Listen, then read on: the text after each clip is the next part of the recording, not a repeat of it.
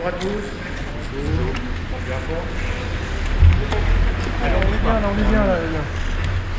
Sans surprise, le président de la Chambre de l'instruction a mis en examen Jacques Jacob conformément à l'arrêt du 18 juin 2025 rendu par la Chambre de l'instruction. Il nous a d'ailleurs indiqué qu'il était compétentiel et qu'il n'avait pas le choix que de la mettre en examen. Bien évidemment, nous allons contester celle-ci dès à présent par la voie d'un appel de cette mise en examen et nous considérons la forme et le fond également de la mise en examen. Jacqueline Jacob a répondu à toutes les questions. Le micro. Trop nombreuses. Elle conteste, comme elle l'a fait en 2017, toute responsabilité et a contesté point à point les charges qui lui sont reprochées.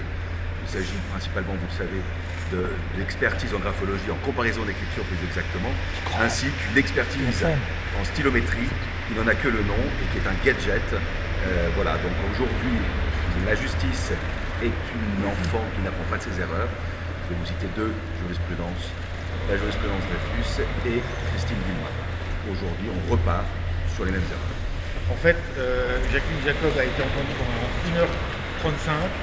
Elle n'a jamais été prise au dépourvu, jamais été mise en difficulté. Elle a répondu à toutes les questions de manière constante.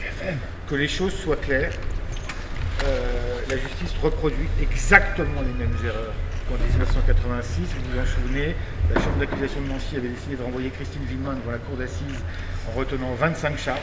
Là, cette fois-ci, on met en examen Jacqueline Jacob en retenant 5, qui pour peu ou prou sont identiques à celles qu'on reprochait à Christine Villemin. Je prends deux exemples. En 86, on reprochait notamment la graphologie à Christine Villemin, expliquant que cet expert l'avait identifiée comme étant la rédactrice du courrier de revendication de l'assassinat de Grégory du 16 octobre 84.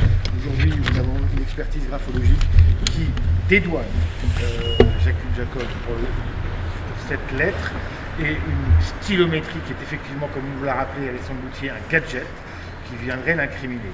En 1993, la justice dijonnaise avait indiqué qu'il fallait se méfier de la graphologie. Manifestement, la justice ne retient pas ses erreurs. Deuxième exemple, et c'est, je crois, encore pire. Il y a une expertise vocale dans le dossier. Cette expertise vocale, elle vient dire que le corbeau est un homme âgé de 45 à 55 ans.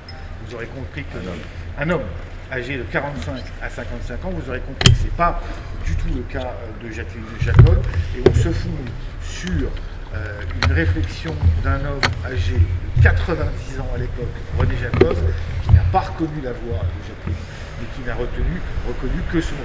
Ça ne vaut rien. Je vous le dis, je suis très inquiet que la justice réouvre ce dossier sans avoir de preuves matérielles incontestables. Vous le savez, dans quelques mois, les experts en ADN ont prévu de dire qu'ils seraient capables de démêler les ADN mélangés. Nous en avons sur des pièces essentielles, les cordonnettes, les vêtements que portait Grégory Villemin le 16 octobre 84 et sur la lettre de revendication. La justice aurait pu attendre quelques mois. Quelques mois avant de réouvrir ce dossier. Je crois qu'il faut qu'on fasse tous, vous compris d'ailleurs, et nous compris, preuve de prudence dans ce dossier. Encore une fois, nous allons faire notre métier, nous allons contester des éléments pied à pied parce qu'ils sont tous contestables. Merci. Quel était l'état d'esprit de votre cliente, s'il vous plaît ? L'état d'esprit de Jacqueline était inquiète parce que la dernière fois, elle avait connu quand même l'éloignement de son époux. Bon, on l'avait rassuré sur le sujet, c'est-à-dire que ça ne pouvait pas être à nouveau un contrôle judiciaire tel qu'il avait été ordonné en 2017. Donc c'est un peu, vous imaginez bien, c'est quand même toujours éprouvant pour quelqu'un, surtout quand on a 81 ans, qu'on a des problèmes de cœur, mais l'audition, en tout cas, c'est bien, l'interrogatoire c'est bien passé, elle n'a fait aucune difficulté, elle a répondu à toutes les questions qui lui ont été posées. Et nous ressortons de cette audience sans aucune mesure de coercition.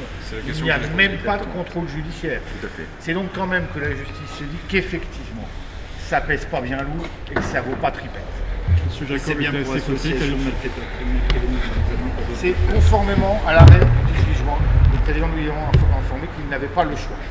Vous avez dit 5 éléments, il y en avait 9 dans l'arrêt, c'est lequel qui Enfin, il se regroupe, ça fait 5 à l'arrière.